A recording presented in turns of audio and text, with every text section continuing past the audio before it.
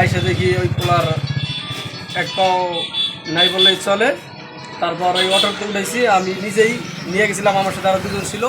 তারপর হসপিটাল নিয়ে আসার পর তারা দেখার পর বলতেছে যে সে আর বেঁচে নাই। তা ওই কাটতে গেছে, কাটতে দেয় ওটা মনে করেন যে ফুলকি আছে, ফুলকিতে হলো বিস্ফোরণ করছে। ওটার ভিতরে ঘ্যাস ছিল, তাহলে এই ড্রাম কিনে আছে, ওটার ভিতরে তো অনেকদিন থাকার কারণে ওটা ঘ্যাস হয়ে যায়। ওরা তো বলতে পারে না যে ওর মুখটা খুলে নেওয়া লাগে, ওরা তো খুলতে পারে নাই, কারণ না বুঝতে কাটতে গেছে। ওরা মনে করেন যে ওই গ্যারাটিনের আগুনে ফুলকিতে ওরা বাঁচতে গেছে।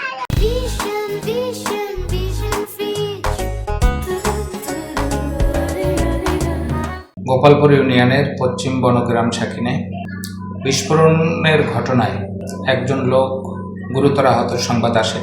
সংবাদ পাওয়ার সাথে সাথে তাৎক্ষণিক ঘটনাস্থলে পুলিশ প্রেরণ করি।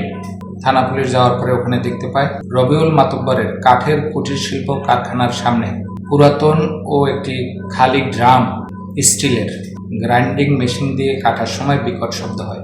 ঘটনাস্থলে নজরুল ইসলাম শরীফ ও রবিউল দুইজনই আহত হয়। নজরুল ইসলাম শরীফের বয়স 13 বছর, তার 2 পা ক্ষতবিক্ষত হয়, আর রবিউল শরীফের 2 পায়ে আঘাতপ্রাপ্ত হয়। স্থানীয় লোকজন তাদেরকে উদ্ধার করে কালকিনি উপজেলা স্বাস্থ্য কমপ্লেক্সে নিয়ে যায়। কর্তব্যরত চিকিৎসক পরীক্ষা নিরীক্ষা শেষে রবিউল ইসলামকে মৃত ঘোষণা করেন। এখন পর্যন্ত লিখিত অভিযোগ পাওয়া যায়নি। ঘটনাটি তদন্তাধীন আছে। লিখিত অভিযোগ প্রাপ্তি সাপেক্ষে পরবর্তী আইনগত ব্যবস্থা গ্রহণ করা হবে।